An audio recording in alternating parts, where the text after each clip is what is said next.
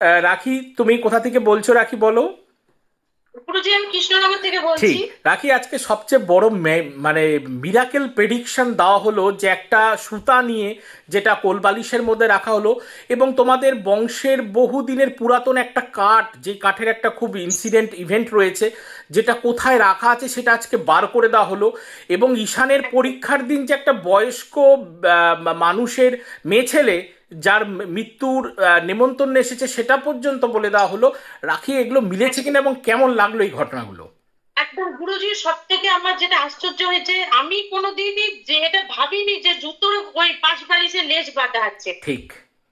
এবং অনেক সময় আমার মা করে বা বিনা দিয়ে আসে যে খুলে গেছে লেজ, ওটা লাগিয়ে দেয়। ঠিক। আমি আজকে আপনি বললেন তাই খেয়াল করলাম। আর একদম। তার থেকে বড় কথা, আজকে আপনি যে কি আছে যে ফ্রিজে দই এক- আছে এটা বলে দিলেন, এটা তো আমি অবাক হয়ে গেলাম। শুধু তাই নয় গুরুজি, এবং আজকে যে তোমার নতুন